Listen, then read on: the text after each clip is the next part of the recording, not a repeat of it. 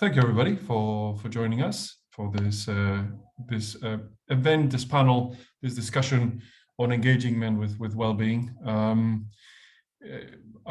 You will see in your you're probably familiar with the Zoom controls by now, but there's a chat function which you can use throughout, and I mean I'll try to sort of keep an eye on it and bring any comments that you're making into the discussion as we go along. And we also there's a Q&A function that if you do have a question and you want it to be not missed in the whole chat, that's the place to sort of put your question. I've got this wonderful panelist with me. I'm waiting for Andrew, except that I'm going to look into the participants in case he is there, and I'm able to rescue him and promote him to. Is he there? Yes, I think he might be there actually. Let's see.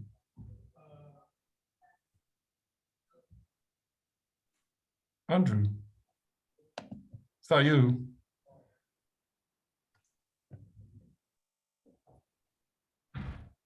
Okay, he's muted and without his camera on, but hopefully he'll be aware that we're all here now, so he'll be able to sort of join us. Are you there, Andy? Oh, there you are. Hi, you're muted, Andy. Would you? Oh, I found you. So unfortunately, yeah. Okay, so I found you in the. So that's good news in the waiting room. So that's fantastic. Okay, so yeah. So just by way of introductions to the panel, my name is Dr. Andres Fonseca. I'm a consultant psychiatrist. I'm one of the founders of Thrive. And I've got with me Jamie Broadley. Jamie, do you want to sort of say a little bit about yourself? Morning, everyone. Great to be here. So yeah, Jamie Broadley. I'm the Group Head of Health and Wellbeing at Serco. Previously been a wellbeing lead in the NHS, and also with a bit of a background in sport where I still play and coach, which will bring a bit of that into the discussion today as well. So looking forward to it. Yeah, brilliant. Thank you very much, Jamie. And Ian? Ian Dryden. Yeah, I'm National Specification Manager for SIG. I work within the construction industry and a survivor of suicide attempts and things. So I want to talk a bit about that, and looking forward to getting involved in discussion and telling people my journey, my story. Great, thank you very much. And Andy, do you want to sort of say a few words about yourself? Yeah, PC Andy Hogan Hughes. I'm a police officer with Staffordshire Police. I've been for over 20 years, and I'm currently a forensic collision investigator. So I attend and reconstruct serious and fatal road accidents. Also have my own story with a journey through mental health and how sort of become a better role model within the emergency services. Brilliant. So I think we all know that engaging men with mental health, and in particular with health in general, I was going to say, so getting a man to go to the GP is a bit of a mission, but in particular with mental health is actually very challenging. So men are reportedly, even to this day, less likely to have a mental health condition, but I'm not sure that this is a true picture of what's going on, because we're not sure whether this is actually the case or is it a function of low self-report and low rates of help seeking among men. We also know that in men, the suicide rate is the greatest, particularly men in their 40s and 50s, for whom reporting, going and seeking help is probably the most challenging.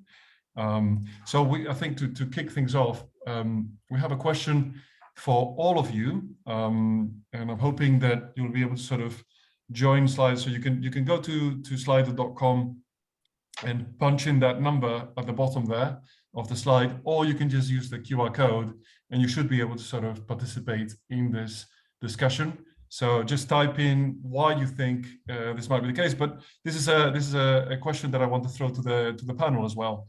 So why do you think, gentlemen, that is so hard to engage men in their health and their mental health in particular? I'll throw it to Ian. Yeah, certainly in my industry, in the construction industry, it's a real, suicide's a very high rate in construction industry. And I think a few that are coming up there, yeah, pride, ego. It's a male-dominated industry, so you can't be seen to be weak. There's this alpha male, it's seen as a weakness, I think, and I think that's really bad that people think that, but it can be seen as a weakness as well.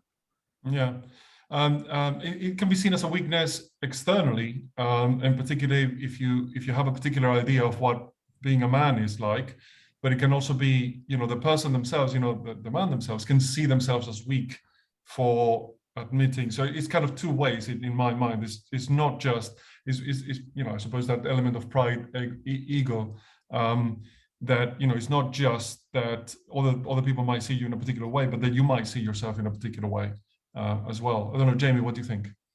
What are your thoughts? Clearly, I think we're at an interesting kind of point in time with this, aren't we? With this conversation. So there's a lot of cultural change, especially around kind of gender identity. There's a lot of discussion and good discussion around that at the minute, and that can, I think, leave some men feeling that they're not quite clear on what their identity might be and how to engage in some of these concepts, especially from a mental health perspective, gets a little bit harder as a result. And two of the words that really jump out there, which I see reflected in the conversations I have with men in this space, is around that kind of shame and embarrassment.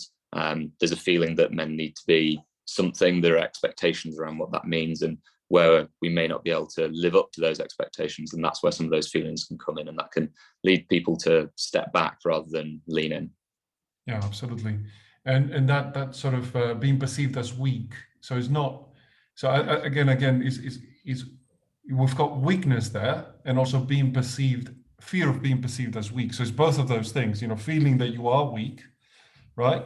And that doesn't gel with what you were saying. Perhaps your gender identity is, I should not be like this. You're telling yourself these kinds of things, but also I should not perceived to be like this. So I think it's two sides of that equation that actually prevent you from actually admitting even to yourself that there might be an issue here, and that you want to sort of open up and talk about it. Andy, do you have any reflections on why is it that men struggle with this? Yeah, I think certainly from my own perspective, working in the emergency services, it's probably very much, as Ian discussed, it's a very still male heteronormative world, where the idea of being a police officer is that you're sort of big, strong, butch, for want of a better phrase, and it's difficult in those sorts of environments to open up about something which I think is seen to be not necessarily feminine, but not particularly a masculine sort of illness, if that makes sense, because you are meant to fill that stereotype of being resilient, strong, emotionally strong as well. So I think that's perhaps one of the biggest things for men in general, but certainly within the emergency services. Yeah, absolutely. So it's not necessarily just ego. It's more that, right? I think we've got some interesting comments there, like not accepting or not understanding your feelings. How do you feel about that? Is that something that can be true for men more than for women, not being able to even understand their own feelings, and that might be a barrier in itself? Or do you think that no? Is more to do with, you do recognize that there might be a problem, but is more that denial or that fear of being judged in a particular way? I think there is a fear in general across the sort of society in general that men will be perhaps judged, and that might be unfair, because probably a lot of society doesn't have any issues with regards to sort of men with mental health issues, but I sometimes wonder whether a lot of it's sort of stuff we project on ourselves, and we misread the sort of social conversation. Yeah, I think there's definitely an element of that. No, I think some of it could be a generational thing with when you're growing up, the sort of relationships that we sort of have with our family and friends. certainly when I was growing up, it was very much, we didn't show all feelings in my family. So maybe that was that sort of that generational thing to break that chain with my children is something certainly that I've started to do, but that's probably only since I've been started my journey. So I think I was probably portraying that down to my sons, but since I've been through my journey, that's sort of changing now, and I'm sort of saying it is all right to sort of show your feelings, and you know, but that's only from my upbringing. But I mean, that could be part of it as well, you know. Yeah, but I suppose it's also what I was mentioning at the beginning, that the people that are most at risk are of a particular generation where actually talking is seen, you know, has that stereotype, has that we've got cultural stereotype up on the answers there. So you know, I think that is definitely part of the situation, isn't it? Is that you know, the people in their 40s, 50s, perhaps people of my age, were taught in a particular way, right? And it's really hard to overcome that. And you know, interestingly, they are the people that are probably most in need of opening up and having a discussion about that. Progress. I don't know, Andy, you're in twice, but I'm not sure whether the second one is something else. Okay, never mind. Jamie, I believe at Serco you have done some research into class and socioeconomic deprivation and how this might influence help seeking in men. I thought it was germane to this discussion. Do you want to sort of talk a little bit about that? Yeah, sure. So for those that aren't aware, Serco, a really big employer, around kind of 24,000 in the UK, and the majority of those services are out there frontline and tend to be kind of slightly lower wage and high volume in employment. So things like our kind of prison officers, the people that are out running our bins, running leisure centres, etc., etc. So we did some research looking at the correlation between postcode deprivation scores, so using that kind of public health data, and absence. And as we'd kind of logically expect, there was quite a strong correlation there. But I think that points to some really interesting things which we can get into from kind of both the workplace wellbeing perspective and also a more individual conversation around engaging men with this. And there's a load of different things that are going on there. So I think when we talked earlier about some of the kind of the cultural changes that are happening, we're seeing a lot more automation come into the workplace, and that's kind of disproportionately impacting those kind of typically male roles of the past. So that kind of brawn-based economy, that's where there's more threat to jobs now through technology and automation, which can cause that kind of scarcity challenge for people. We're also seeing those kind of health inequalities widen as a result of the pandemic and the kind of cost of living situation we're in now.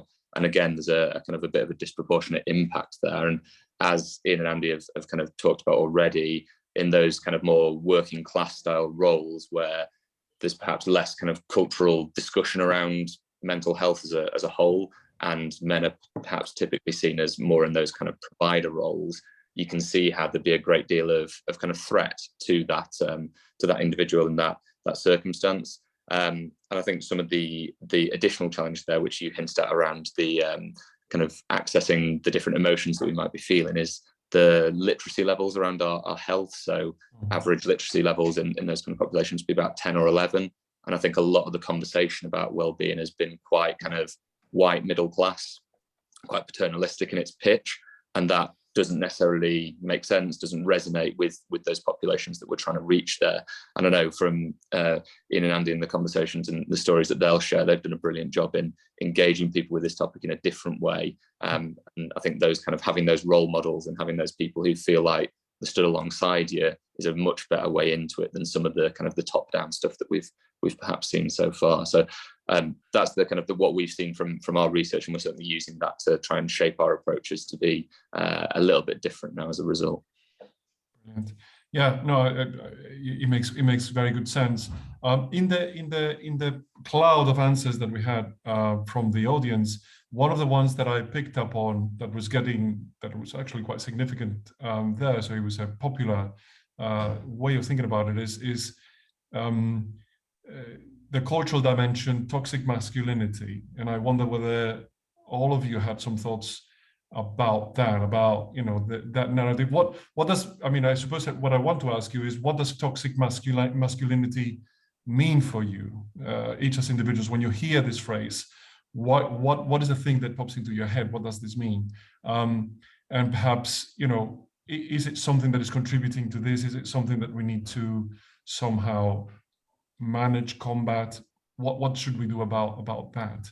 So let me start with Ian on that question. So toxic masculinity, do you have any thoughts about what that means when you hear that phrase? For when I hear it, I think it's very much the sort of, as we said earlier on, man strong, man go out hunt, very Neanderthal sort of thinking. I think, yeah, and I think it's also getting to a stage sometimes where also it's the other flip side of that is sometimes it can be toxic to be a man nowadays, if that makes sense. If you're a, I mean, yeah, look, if you're a white middle-class man, you can be almost persecuted for it at times. And that's not to say that that's definitely a fact, but it's something sometimes that I feel that's happening. Right. So, I mean, is, you know, whether it's happening or not, there is that feeling. Yes, that's it. Yeah. And that can in itself be a barrier. So it's more that, you know, maybe not seeing masculinity as a value at all, as something of worth, might be part of it. And but also that what you say is, you know, you have to be strong, you have to be a provider. I think that was on the cloud, on the word cloud as well. And you have to sort of be able to cope and all that. That might be part of that narrative. Andy, what are your thoughts on toxic masculinity when you hear that phrase? So I think for me, really, it's split into two. You've got the traditional sense of toxic masculinity, which may well be sort of my father's generation, your 2.4 children, and the man goes out to work and you have a housewife and all that sort of thing. But I think now, for me, one of the biggest forms or sorts of toxic masculinity is what it is to be a real man now. And what I mean by that is, you know, your Love Island men, your celebrity type men, you've got to live a certain way. I don't think it's necessarily how you behave. I think now it's almost more how you look. So, you know, you've got to be buff, you've got to be young, good looking, and, you know, you're never going to have somebody like me on Love Island. So where are your role models for younger people? And I think that's almost become a version of toxic masculinity now. It is that you have to, it's still about fitting into boxes and pigeonholing people, but I think it's now a very different way. I think it's now almost, it's become a bit more vacuous. Okay, yeah, all right, that makes sense. Jamie, and I think you do have some thoughts on this that you wanted to sort of discuss, yeah. Yeah, well, first things first, I think Love Island would be a lot more entertaining if we got Andy on it, so maybe... I agree. That's our takeaway from today. Yeah, I think in the kind of the research around this, dug into where that phrase toxic masculinity came from, and you'll know more about this than me, Andres, but it originated in a kind of psychiatric setting, didn't it? Looking at some pretty dangerous individuals that had some pretty distorted views around masculinity, and it's a phrase that then been kind of extrapolated out of there, and it's one that I don't think is particularly helpful, because it implies that there is something inherently wrong with being a man. So it's that kind of puritanical view of it, which if we're trying to engage people and educate people about their gender identity and how to be good, responsible citizens, then implying that there's something kind of wrong and evil inside of them probably isn't a great place to start with that.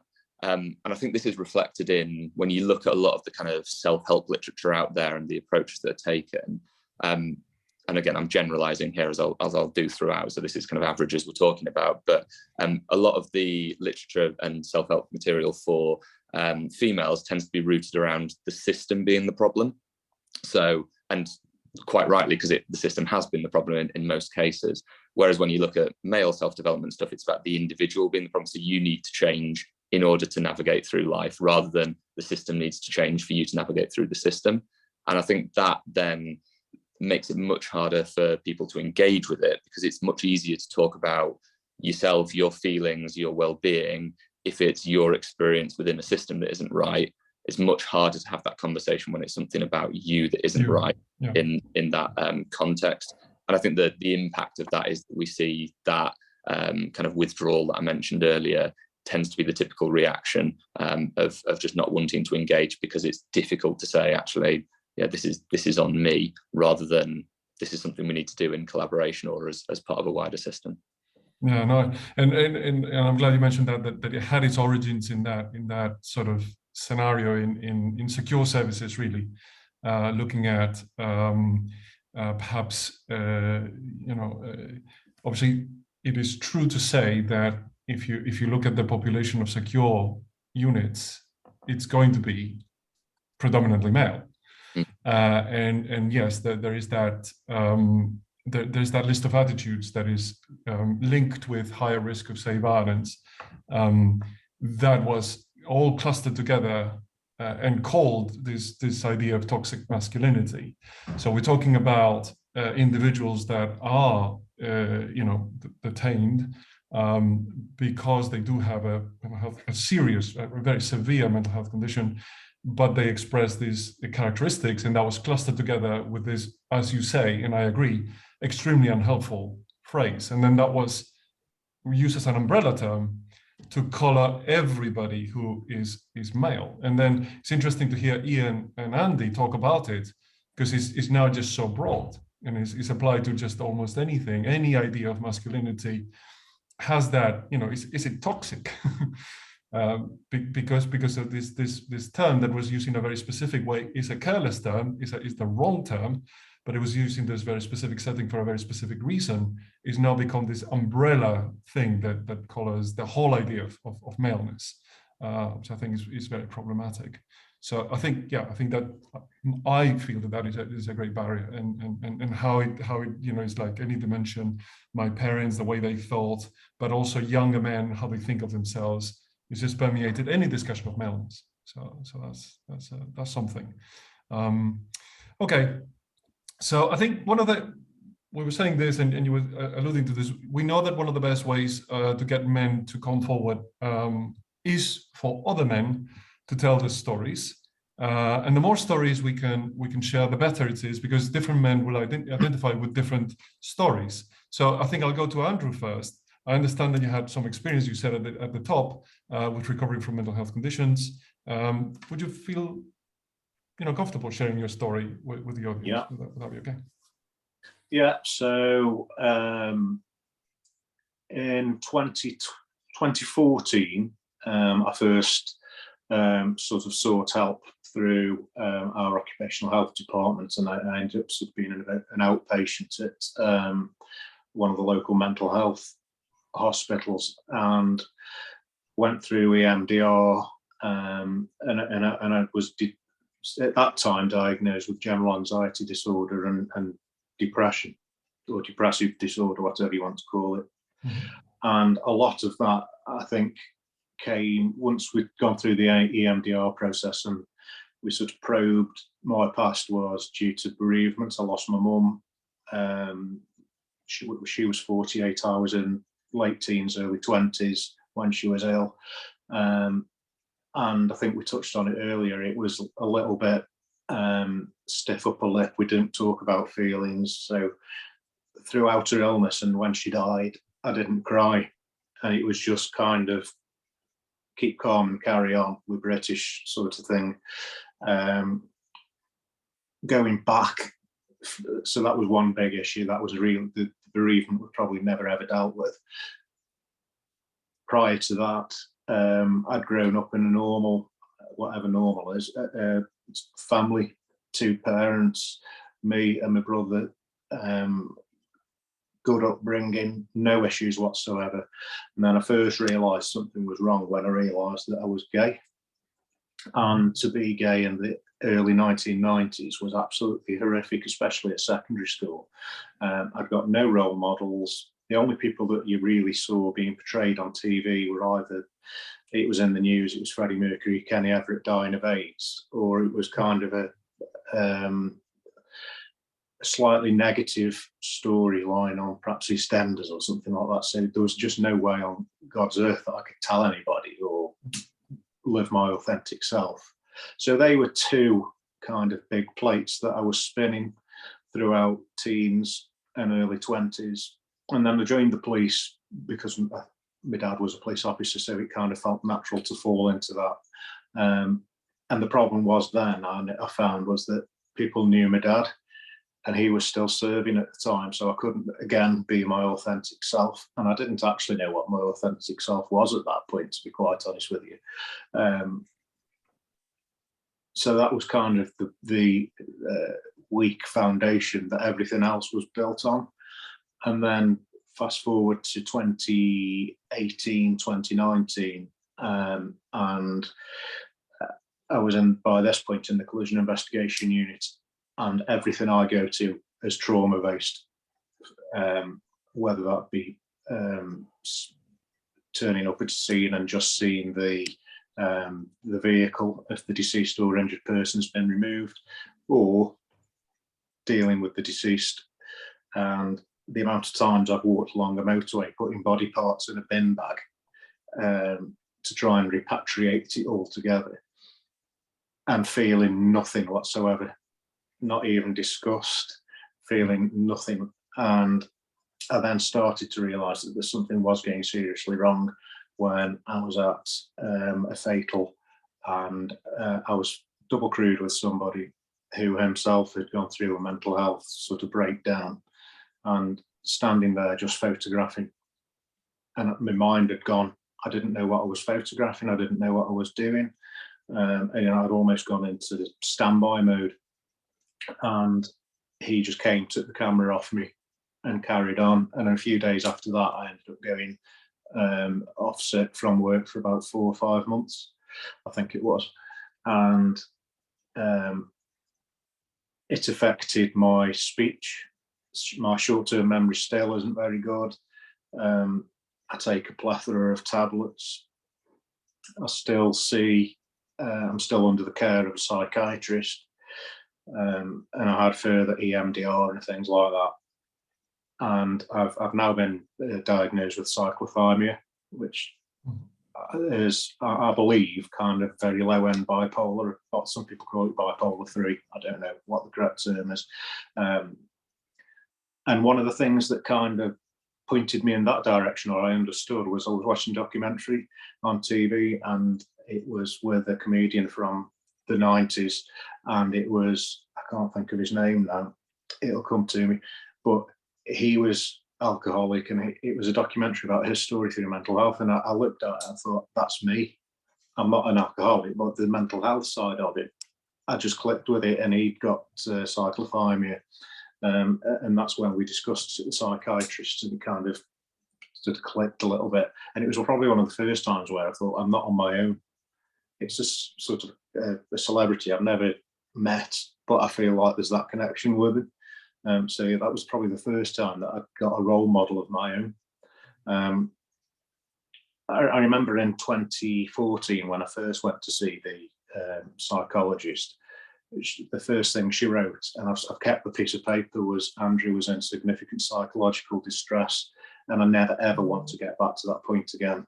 And if that means kind of bearing my soul in front of however many people and sort of being open and honest with it, then I'm more than happy to do it. And in a kind of perverse way, it's probably the best thing that ever happened to me, because it massively refocused my life, what is important. I've got my own family now. We went through the adoption process, which was difficult, but I kind of massively refocused and shifted my focus back onto what is important and what isn't important. So as I say, in a really perverse sort of way, it's the best thing that ever happened to me. And I now enjoy sort of working with mental health charity local to me called Men Unite, which is a peer support group, and within policing itself I try to do little bits. So yeah, fitting everything in around sort of the medication I have to take. I have to be careful that I'm on call a lot of the time, so I can't take certain medication overnight because it makes me drowsy. So I have had to adjust life to some extent and sort of make it fit. But I don't see it as a negative. I almost see it as a positive, because it allows me now, I suppose, to empathise with people a lot more. and see things perhaps from a bit of a wider perspective as opposed to being narrow-minded. I think in relation to things when I was at rock bottom, I've never attempted suicide, but on a daily basis, and even now, I'll still wake up disappointed I've woken up. And for years, I couldn't get my head around that. But it doesn't matter to me now, if that makes sense, because I can manage it. So I have sort of thought about self-harm in the past, and had this massive urge to hurt myself. Luckily, never done it because I've been able to sort of be resilient and fight that. But now I kind of fairly steady, or as steady as I can be with the help of the medication. And as I say, you just kind of learn to live with it in the same way that an asthmatic or a diabetic learns with their illness and manages it through medication. I do with mine. Yeah, absolutely. And I think that's important. That's an important message. It is a condition. It can be managed. It can be managed successfully. It was difficult for you. It's interesting to hear that it was very difficult for you to even identify who you were, because there wasn't any clear role models or anything that you could look to and guide you when you were at your worst. But actually, a great credit to yourself. You found your way through, and now, yes, there is a condition that needs to be managed, of course, like all the conditions, but it's really no different in that, it requires daily attention and quite a few things to keep yourself well.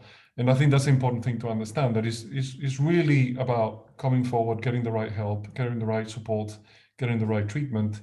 And then it's a manageable thing, like other things that people might not think twice about. So, I mean, I'm very grateful that you shared the story. As I said, it's good for us all to hear it, but it's good to tell these stories because it will help others. You can be the role model for somebody else, and I think you would be. So just having your story there is extremely important. Ian, you also have had experience going through a difficult time, and I wonder whether you would be able to sort of take us through your experience. Yeah, absolutely. I think you got a photo of me when my journey started, if you want to share that with everybody, because I think it's... Yes, I'll do that. Yes, absolutely. It's quite. I think it's quite impactful. Yes. Let me do that. I'm in a strange position where this photo was taken 2 days before I found out my wife was having an affair.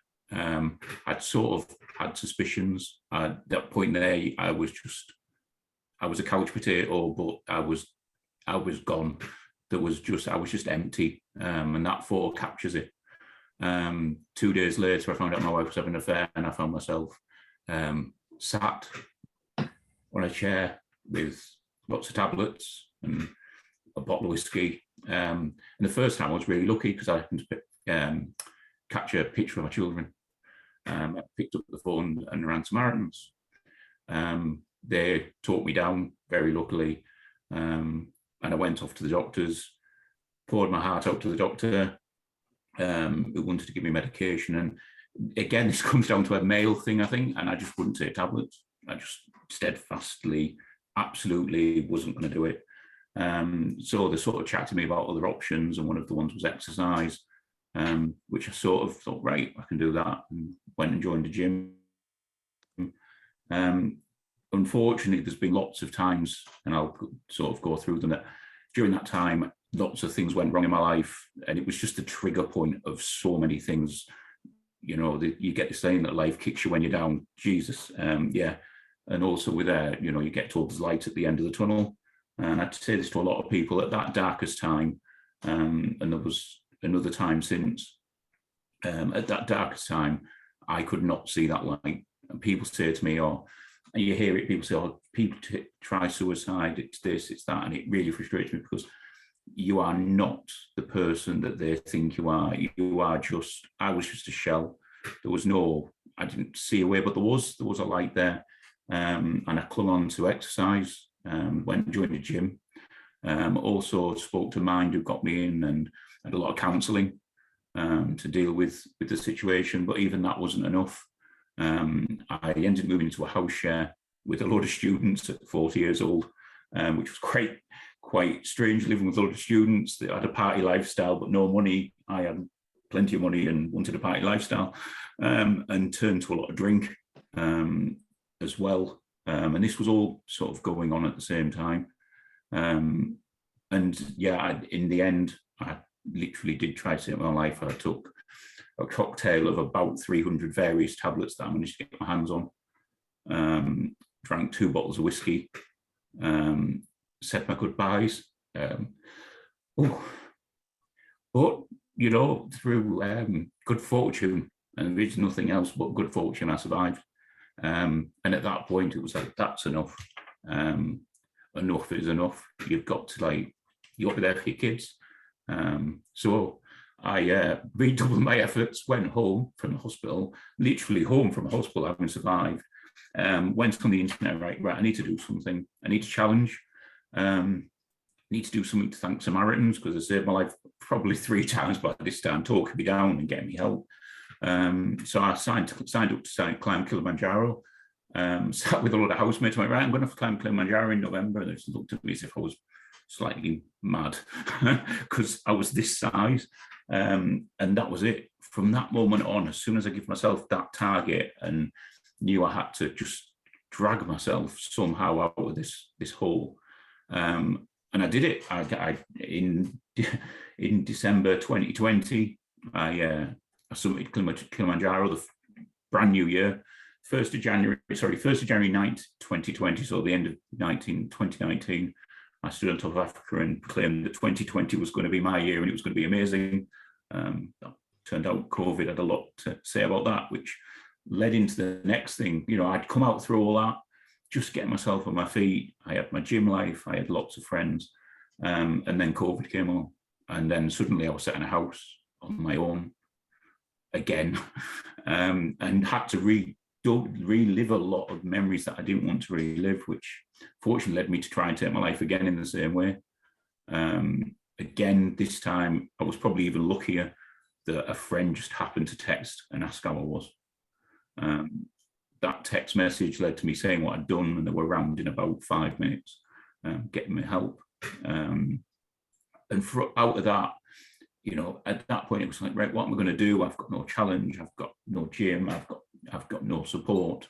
It was very difficult. I'm estranged from my family, so there was just me and my kids. And there's only so much you can do, and you can't really talk to a 12-year-old about what's going on in your life. I don't think you can't put that on them. So I took up running, and because of lockdown, we were put on furlough, so I had 3 months to just go out running, and this happened every single day. And I suddenly realized that every time I went out running, I felt better. I had my music on, and I'd just go running. You know, it started with 5Ks and it got serious. I found a love for running.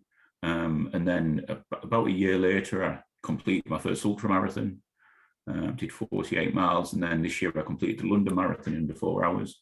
And I've raised a lot of money. But for me, it was exercise that saved my life, but that was for me. Certainly the counselling helped a lot and give me a lot of coping mechanisms. And as Andy said, I still wake up regularly and think, I just do not want to get up this morning. Why am I here? Why? And I don't think it's something I'll ever get rid of.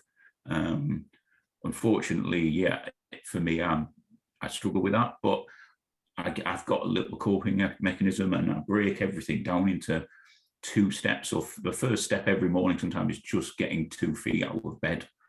Right, so that's challenge 1, and you sort of give yourself like a little reward. Well done, you've achieved sitting up this morning. And I break it down into and I've done it several times. There's mornings I have not wanted to get out of bed, and by the end of the day I've run a half marathon, been to the gym, completed the day at work, and it was just by breaking it down into just minute little things that were achievable. And it's just how I've survived, really. I'm better now. I mean, in that 4 years, look, there's been so many great things. And I think something we didn't touch on is there was always a fear in the back of my head about how this would affect my career, how it would affect my life, how it would affect how people perceived me.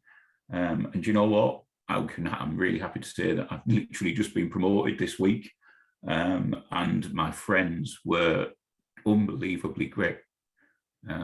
Yeah, it's still tough to talk about, obviously.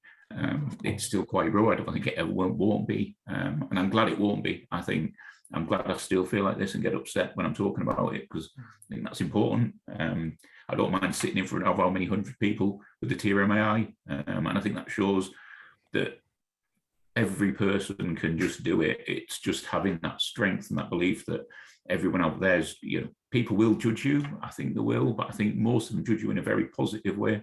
You've been brave enough to open up. I think I live a lot of my life and a lot of my story on LinkedIn, Facebook, very publicly lived through everything I've gone through, in the hope, and I know it has helped people, because I've had private messages of people that have given the strength to go and seek help, and that means so much more to me than probably every pound I've raised, and I've raised a lot of money.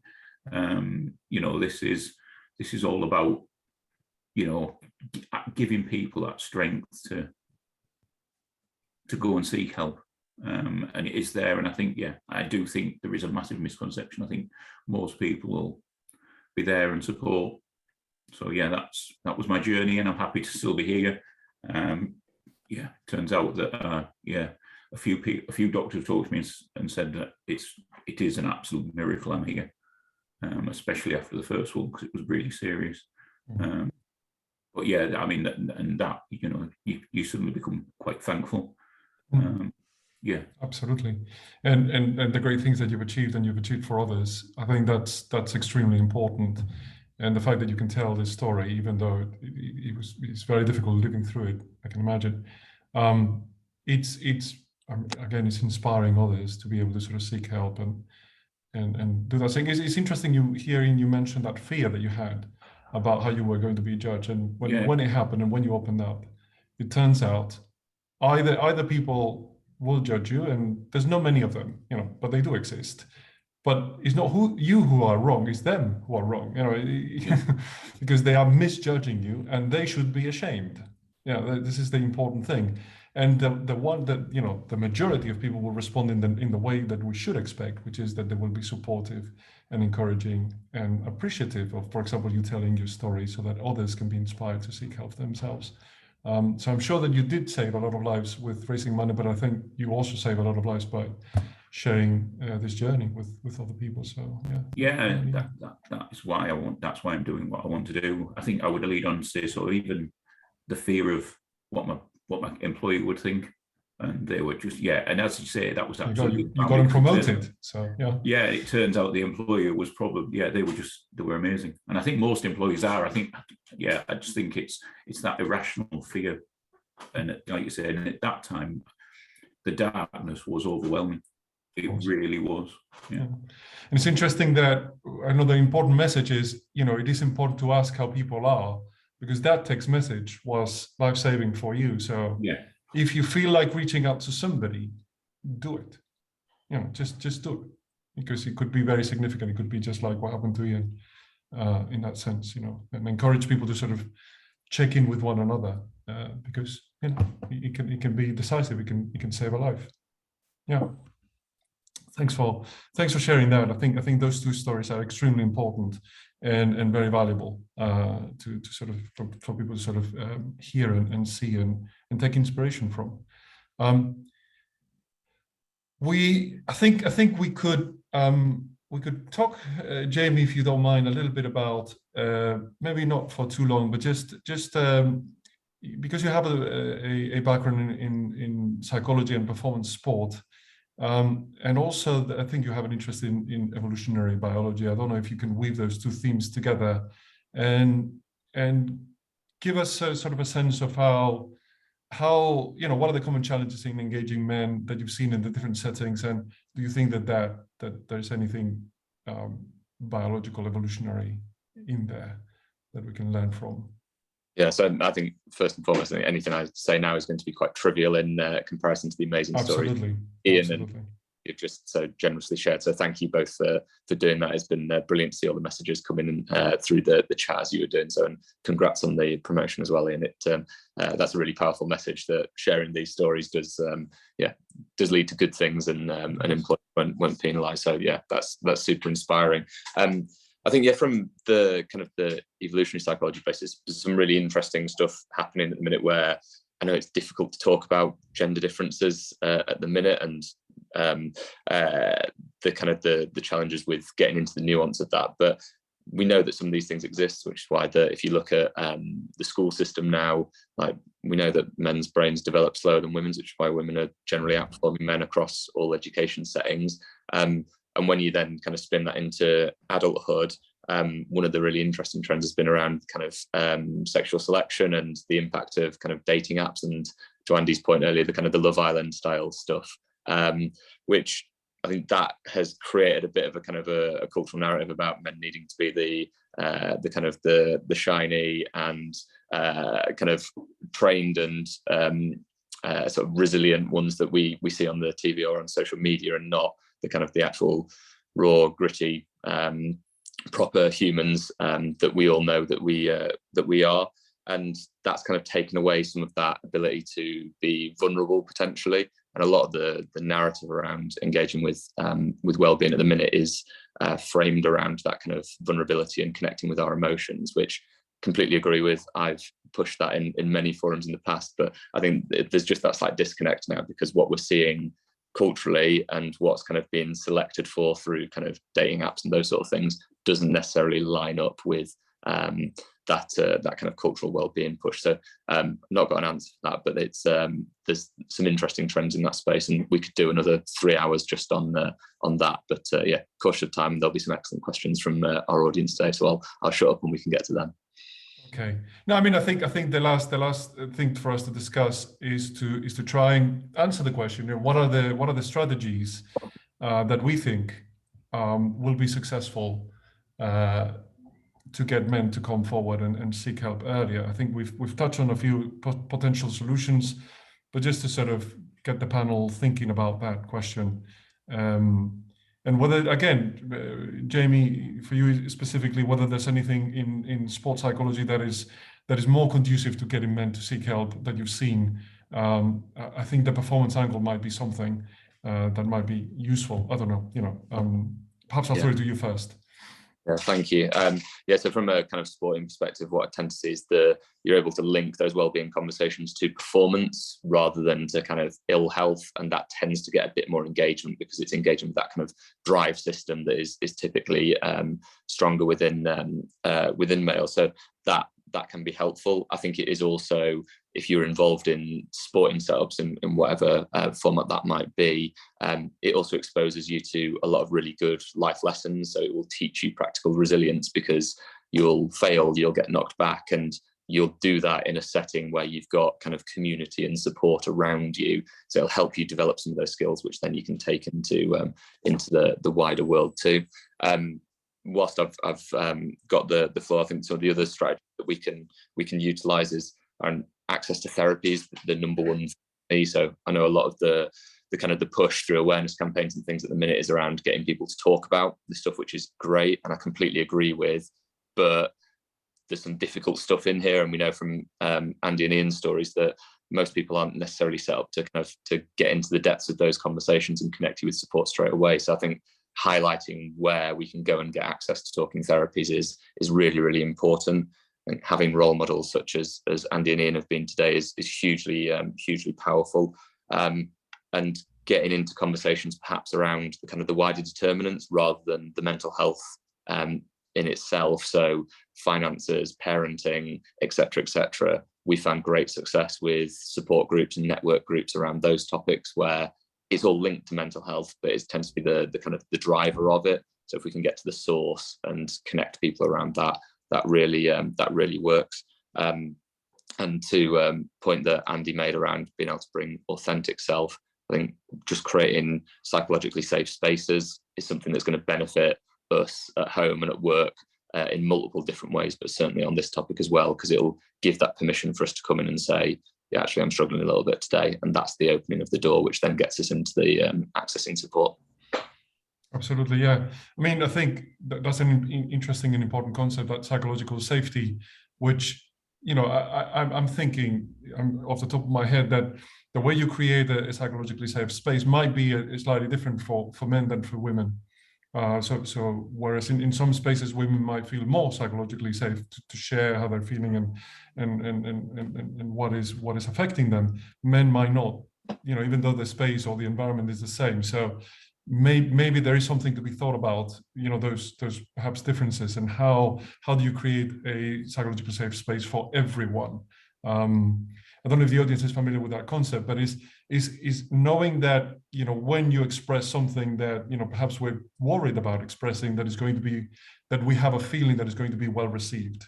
So is you know, that step that Ian took, that he didn't feel psychologically safe to take, in reality, it was actually quite safe for him to take it. His employer received it very well. That's the story. But he didn't feel initially safe to do it. And he's tried to sort of make it possible for him to feel that there's going to be a good reception for this, you know, when he shares this message. So I'll go to Andy. Andy, anything that you can think of about what's worked for you, or what's worked when you've tried to support others, or for yourself when trying to sort of get help or reach out for help, or, you know, what advice can we come up with for people? I think for me, it's, and this sounds really, really simplistic, and I don't mean to oversimplify it, but it's just being honest. So if people approach me and, oh, I'm feeling this, I'm feeling that, just be honest. What I don't do is kind of sugarcoat it or go down the overly sympathetic route, because people don't want sympathy, they want empathy, and there's a difference between that. And sometimes being honest is probably the best sort of thing for them. And it certainly was, you know, when the shoe was on the other foot and I was seeking help. Well, first off, I didn't seek help. It was when I was sort of scraping the bottom of the barrel that help was forced upon me, really. I certainly didn't seek help for the reasons we've already discussed. What I do now is if I know that things are sort of on a bit of a downward spiral, and for me, my moods are sort of very wave form, I will choose to go and either I'll sit upstairs and play the guitar for 5 or 10 minutes and completely distract my mind. Or if I'm at work, I'll go and sit in the locker room for 5 minutes, and just because I kind of become a little bit overloaded with stimulus. So for me, it's peace or it's a distraction. I'm not particularly sporty. I was always the boy that was never chosen at the school. But yeah, for me, I try to do something that will distract my mind, you know, whether that be walking the dog or playing the guitar. It doesn't have to be a great big, you know, I'm not a marathon runner. For me, it doesn't have to be anything as challenging as that. It just has to be that temporary removal of yourself from that situation. Yeah, I think that's important, you know, so strategies can vary from person to person to person. And you know, again, I'm not particularly sporty myself, but some of the things that you were saying I could identify with, Andy. Some of the things that I do to self-soothe when things are difficult. Ian, any thoughts about how can we encourage strategies to get people to sort of seek help and come forward? Yeah, I think it's, you know, I think we all know it's a very limited resource, which is the frustrating thing. I think it's encouraging people to ask for help, to talk. And if someone, and a bit like Andy, if someone comes to me now and says, I'm feeling like this, I just listen. It can be as simple as that for people. Just don't say anything. Literally just let them just unload the world if that's what they need to do. And sometimes that can be a bigger help to anybody. It certainly was to me at times. I'd just ring up a friend because I was feeling whatever I was feeling at that moment. And I might spend 20 minutes just talking, and they would just sit and say nothing, and then that'd be it. That'd be the end of the call. And I said, right, I'll speak to you later. And that was just enough, just to get it out, just listen. Don't offer any advice, just sit and listen. I think that's very, very powerful. So just be willing to listen and not necessarily trying to fix any problems. Yeah. That is very, very useful. Or somebody tells you about what they're going through, and then you feel tempted to tell them about what you're going through, but it's about not doing that. It's about, this is, they come to you, you've asked them, let them, just listen, just stay there and do that active listening, which can be very, very important for people, and then can be the first step. I think we had a question in the Q&A about how can we, there was a question specifically about, do we have to continue to ask multiple times, or do we wait for the person to be ready? I think that's an interesting question, and I don't know what the panel thinks about that.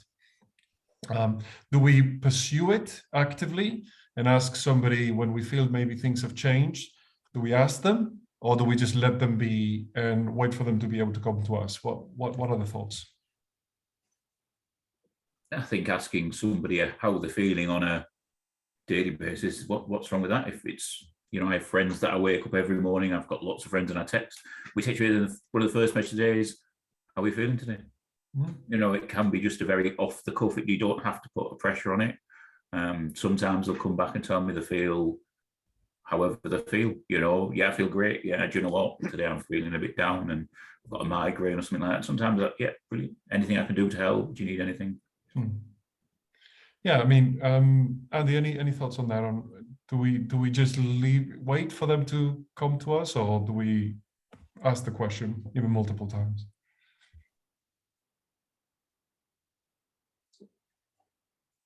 Any thoughts on that? I think I lost you then. Oh, sorry. Yeah, did you hear the question? I can see it up on the yeah. No, but it's more a specific question that we had from the audience, which is, do we go to people and ask them multiple times, or do we wait for them to be ready and talk to us? I think this isn't a binary kind of question with a binary answer. I think if you're going to ask how are you, or are you okay, you've got to be prepared for the answer. And one thing that I found, especially at work, was people, and it tended to be managers, would, oh, how are you? And and then start to tell them the story. They weren't prepared for it, because I think people say, how are you, as almost an off the cuff greeting. So I think if you are going to ask, how are you, or are you okay, be prepared for the answer. And be prepared to spend some time with that person as well. If the answer perhaps is a bit left field and it isn't what you were expecting, I think as well, don't ask, are you okay, all the time. I think once you have asked it, don't keep asking it, because one thing that I used to find, and it really used to sort of get on my nerves, was, are you okay? Are you okay? Well, I don't even know what okay is at the moment, I'm sort of clinging onto the wreckage here, so don't keep asking if I'm okay, because it can get to the point where it tips the balance, where it actually becomes irritating. It certainly did for me anyway, because now I'm not okay. So I think, as I say, it's not a black or white answer or issue.